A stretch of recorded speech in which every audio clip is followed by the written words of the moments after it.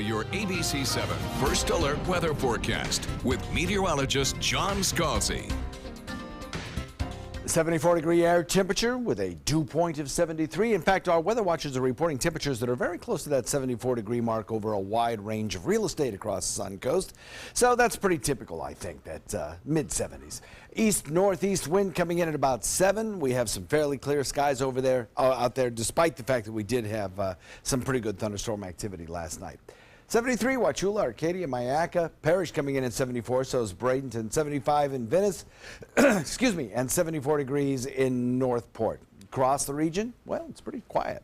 The entire peninsula is actually pretty tame, except for a few patches of fog, particularly in areas to the north and central locations. Seeing some pretty good reduced visibilities, actually, with some fairly dense fog in isolated spots. But for the Sun Coast, things are looking okay right now. We don't have much in the way of any kind of fog chance this morning.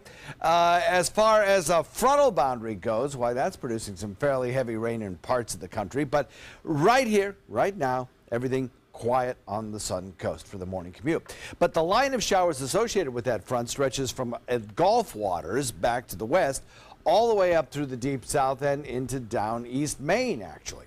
That frontal boundary is slowly advancing and will be pushing through here later tonight and into tomorrow, where it'll eventually just, I think, stall out. Either right over us or perhaps even just a little bit further to the south of us in south central Florida. Too early to tell exactly where that will occur, but the point is that this is not going to be a front that rushes across the state of Florida, draws down much drier, cooler air, and brings us several days of below average temperatures. Not happening. Not yet. Not with this front. Some indications are that maybe around the Halloween period, toward the end of the month, we might see a few of those frontal boundaries have enough energy to actually push through our region. What this one will do, however, is kind of concentrate moisture right along where that front stalls and bring us some better rain chances for a couple of days. Then as it fades away, our winds will become stronger out of the northeast, and we will draw down some slightly drier, slightly cooler air. It'll feel more comfortable, though, for the second half of the week.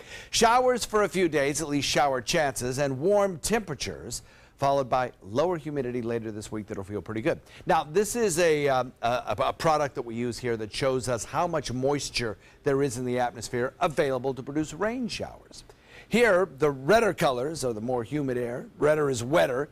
And as you put the map into motion over the next several days, you see we get that concentration of high humidity air right over us. But eventually, some of that drier air will filter in. I think we won't get a lot of it, but we'll get some of it.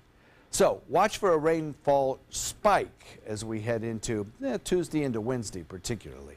Winds will pick up as well with that front approaching, so boaters watch for that. Although winds fairly light today, they could reach, well, cautionary levels by tonight or through tomorrow. We'll watch for that spike in rainfall chance tomorrow, followed by decreasing rain chances as the drier air filters in.